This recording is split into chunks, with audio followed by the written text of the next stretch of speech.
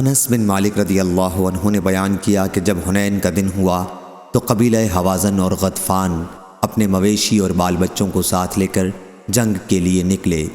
اس وقت آن حضرت صلی اللہ علیہ وسلم کے ساتھ 10,000 کا لشکر تھا۔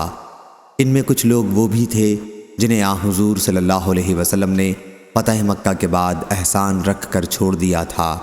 پھر ان سب نے پیٹھ پھیر لی اور حضور اکرم صلی اللہ علیہ وسلم تنہا رہ گئے۔ اس دن حضور صلی اللہ علیہ وسلم نے 2 مرتبہ پکارا۔ دونوں پکار ایک دوسرے سے الگ الگ تھیں۔ آپ نے دائیں طرف متوجہ ہو کر پکارا، اے انصاریو! انہوں نے جواب دیا، ہم حاضر ہیں یا رسول اللہ، آپ کو بشارت ہو، ہم آپ کے ساتھ ہیں، لڑنے کو تیار ہیں۔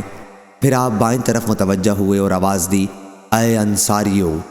انہوں نے ادھر سے جواب دیا کہ ہم حاضر ہیں یا رسول اللہ، بشارت ہو، ہم آپ کے ساتھ ہیں۔ حضور صلی اللہ علیہ وسلم اس وقت ایک سفید خچر پر سوار تھے۔ پھر آپ اتر گئے اور فرمایا، میں اللہ کا بندہ اور اس کا رسول ہوں۔ انجام کار کافروں کو ہار ہوئی اور اس لڑائی میں بہت زیادہ غنیمت حاصل ہوئی۔ حضور صلی اللہ علیہ وسلم نے اسے مہاجرین میں اور قریشیوں میں تقسیم کر دیا جنہیں فتح مکہ کے موقع پر احسان رکھ کر چھوڑ دیا تھا۔ انصار کو اس میں سے کچھ نہیں عطا فرمایا۔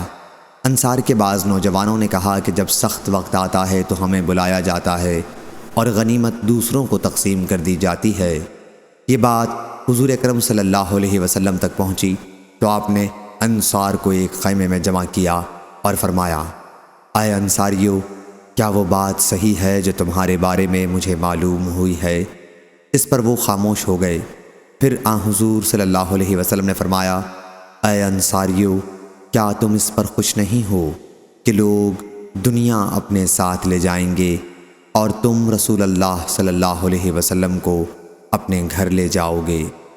انصاریوں نے عرض کیا، ہم اسی پر خوش ہیں۔ اس کے بعد حضور صلی اللہ علیہ وسلم نے فرمایا کہ اگر لوگ کسی وادی میں چلیں اور انصار کسی گھاٹی میں چلیں تو میں انصار ہی کی گھاٹی میں چلنا پسند کروں گا۔ اس پر ہشام نے پوچھا، اے ابو حمزہ! کیا آپ وہاں موجود تھے؟ انہوں نے کہا کہ میں حضور صلی اللہ علیہ وسلم سے غائب ہی کب ہوتا تھا۔ صحیح بخاری حدیث نمبر 4337۔